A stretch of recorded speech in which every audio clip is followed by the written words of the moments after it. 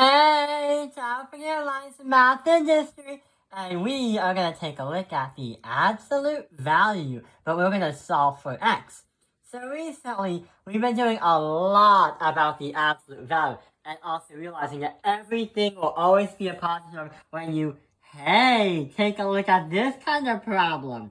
We have absolute value bars inside of 2 minus 4x, 4 divided by x plus 7. Equals 2. And what you might think is, hey, why can't we just solve it out right now? Well, the problem is there are absolute values in the way.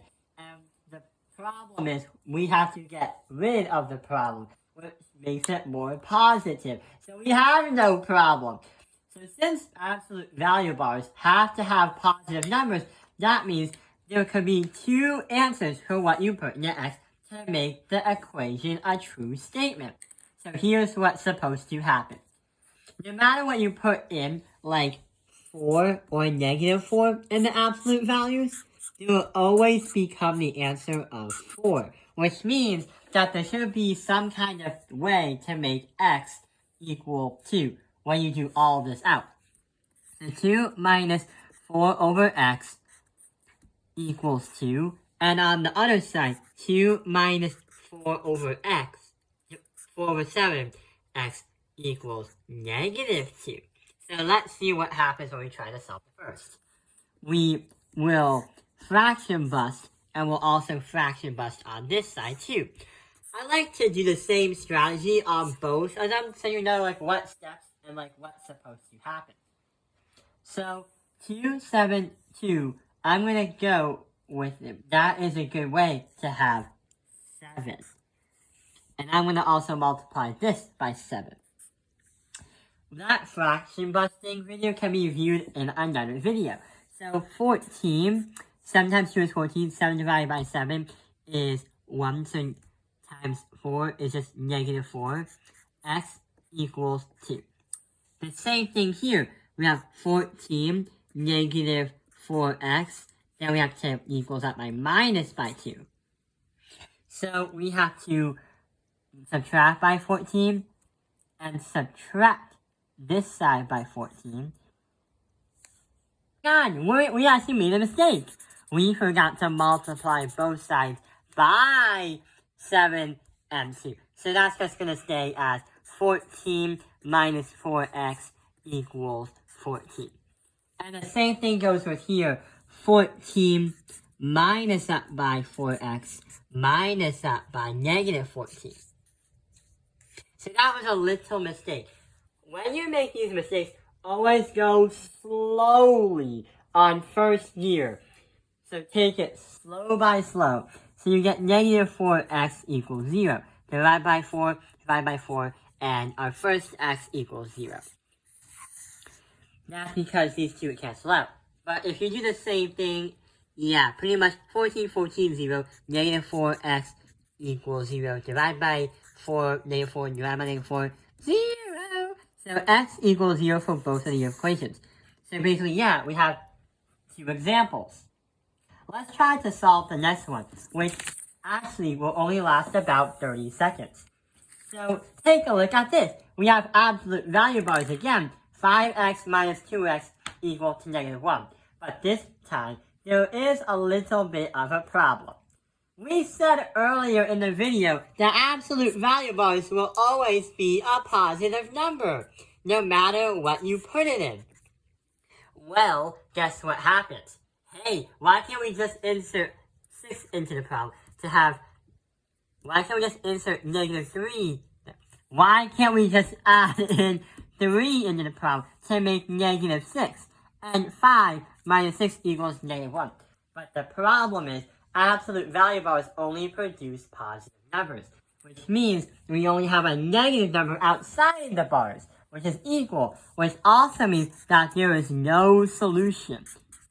There is no possible real way to make this equation right here a true statement by adding a positive or a negative number.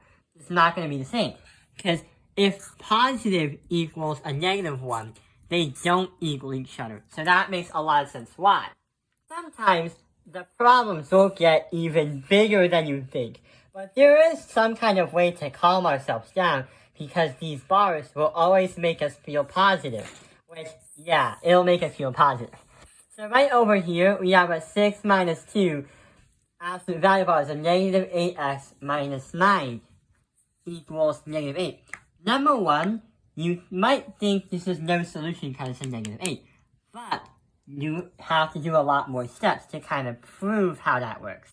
Some other students might do 6 minus 2, but the problem is that negative 2 is connected to something else. Like, you can't do 6 minus 3x, and then you have to do parentheses of distributive property. You can't do that. So here's what happens. Watch and listen closely. So we have 6 and then negative 8. What can we do? 6 minus negative 8, we have to then subtract the 6 into negative 8. So here's what happens. We rewrite the problem to negative 2, then all this stuff, and that's going to equal negative 14.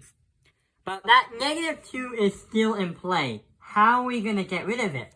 So we can divide, because it's always to assume that you multiply this by this. It's not distributive property, but it kind of acts like it. So you have to divide both sides by negative 2. And a negative times a negative is a positive, which means we are clear that this is not a no solution problem. Because we have an idea that this should be some kind of positive number. So it kind of makes a lot of sense. What about now?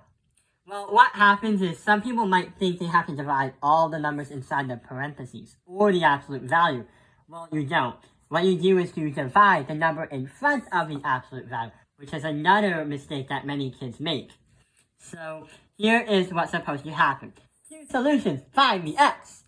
So negative 8x minus 9 equals 7.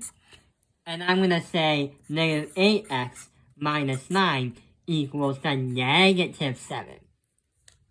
Add by 9 and add by 9 here. Add by 9 and add by 9 here. So negative 8x equals 16. Yeah. Negative 8x is going to equal 2. Negative 7 plus 9 is going to be positive 2. So that's not our answer, but we're getting closer. Divide by negative 8. Divide by negative 8. And we are going to get x equals negative 2. That's going to be our first answer. But since we have a second answer, divide by negative 8. Divide by negative 8. And we get x is equal to negative 1 over 4.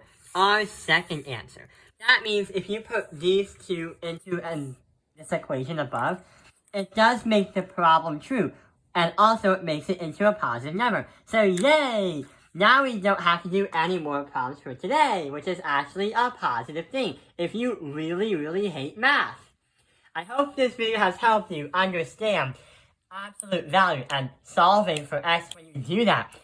Thank you for watching Tao Penalized Math Industry. Like and subscribe.